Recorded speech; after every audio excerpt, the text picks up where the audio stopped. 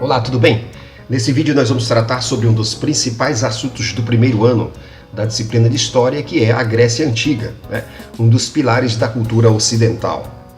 Faremos essa abordagem em forma de tópicos para facilitar a assimilação e abordaremos esse conteúdo em 3 vídeos. No primeiro vídeo a gente vai abordar sobre a Grécia Creto-Micênica, no segundo vídeo sobre o período arcaico, Esparta e Atenas, e no terceiro vídeo sobre as guerras médicas entre os legisladores, as reformas e a decadência da Grécia Antiga.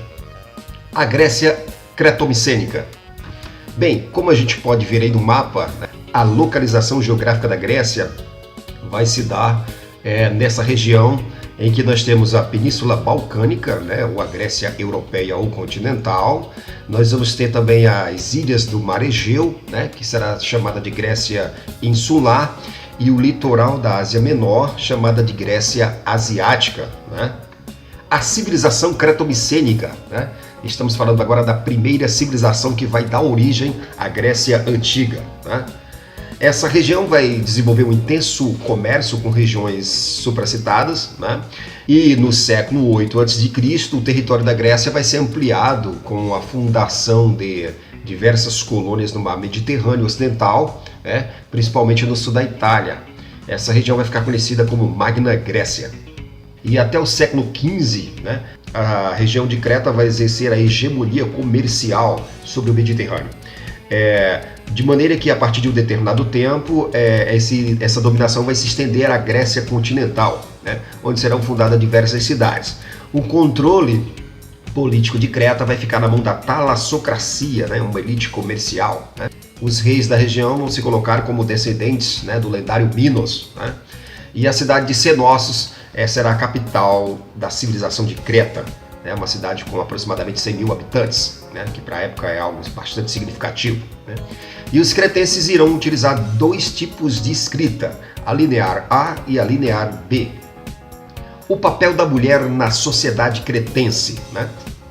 Nesse período, a mulher cretense vai desfrutar de direitos e obrigações. Elas irão participar das grandes festas, das grandes cerimônias religiosas. Elas vão desenvolver atividades importantes na sociedade cretense, como pugilistas, fiandeiras, caçadoras, toureiras, E a principal divindade de Creta será uma divindade feminina, a grande deusa mãe. O início da civilização creto-micênica. Em meados do século XV a.C., um povo, os aqueus, oriundos da Grécia continental, vão invadir a civilização cretense, a ilha de Creta, e portanto darão início à civilização creto-micênica, cujos representantes vão se espalhar pelo Mar Egeu, dominando até o século XIII a.C. Os aqueus, ao fundar Micenas na ilha de Creta, vão adotar valores artísticos cretenses, vão valorizar a supremacia patriarcal cretense, e, portanto, para alguns historiadores, essa será a fase de transição para o mundo grego. O período pré-homérico, ou o período das invasões indo-europeias, dos aqueus, dos eólios, dos jônios e dos dórios.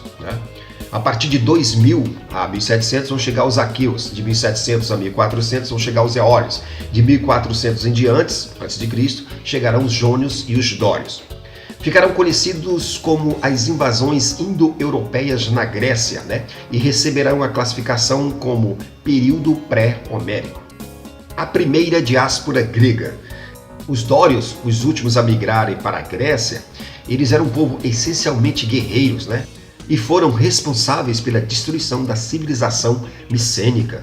E graças a essa destruição da civilização micênica, com a chegada dos dórios, um povo de hábitos mais rudes, mais ligados à guerra e à agricultura, eles vão provocar a primeira diáspora grega, quando grandes deslocamentos de grupos humanos vão ocorrer da Grécia continental para as ilhas do Mar Egeu e para a costa da Ásia Menor.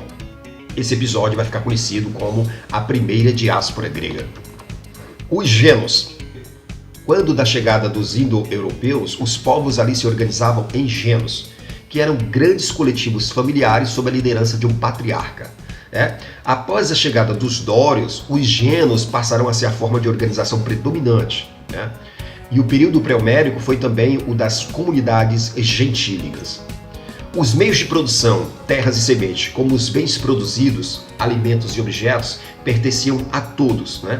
Portanto, havia ali uma organização hierárquica dos gêneros, onde o patriarca ou pater, ele tinha a função de juiz, sacerdote e chefe militar. Os meios de produção. Portanto, nos gêneros, o critério para a definição da posição social de um indivíduo nas sociedades gentílicas gregas, né, nos gêneros gregos, se dava pelo seu grau de parentesco com o pater. Quanto mais próximo fosse o seu grau de parentesco com o pater, maior prestígio social você tinha dentro dessas sociedades pré-homéricas, dentro dos gêneros. Quanto mais distante fosse o seu parentesco com o pater, né, então menor prestígio social. A desintegração dos gêneros no século VII a.C. Por volta desse período, vai se iniciar um processo de desintegração dos gêneros. E os fatores para o fim dos gêneros serão o crescimento populacional, o aumento do consumo, a produção limitada, poucas terras férteis e o domínio de técnicas agrícolas ainda rudimentares. Todos esses fatores vão colocar os gêneros em processo de desintegração. A união dos gêneros.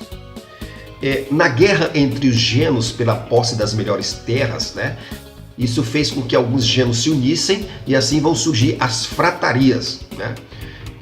A união dessas fratarias vai gerar as tribos, e a união dessas tribos gerará o demos, ou seja, as primeiras cidades gregas, né, lideradas pelo Basileu. A divisão das terras acabou por ocasionar sua desestruturação.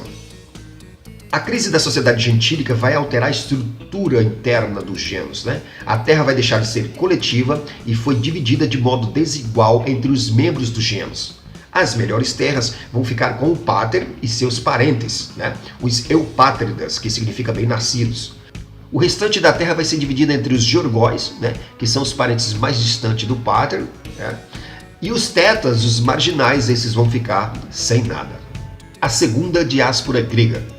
O crescimento demográfico, a escassez de terras cultiváveis na Grécia continental, a concentração da propriedade na mão de uma pequena elite, né, e a divisão das terras de forma desigual, como a gente viu anteriormente, né, muitos povos vão migrar para o Mediterrâneo Ocidental, fundando assim colônias como Tarento e Saracusa, no sul da Itália, né, e ali vão praticar o cultivo de cereais, e essa região vai ficar conhecida como a Magna Grécia. Nesse período, várias tribos irão se unificar e assim vai surgir a polis, ou seja, as primeiras cidades-estados gregas. Bem, nesse primeiro vídeo nós vimos um pouco sobre a civilização creto-micênica e as invasões indo-europeias, a organização social dos gêneros e sua desintegração, fazendo surgir as primeiras cidades-estados na Grécia. No segundo vídeo, nós abordaremos o período arcaico, Atenas e Esparta. E no terceiro vídeo, nós abordaremos as guerras médicas, os legisladores, a cultura grega e a sua decadência. Até lá!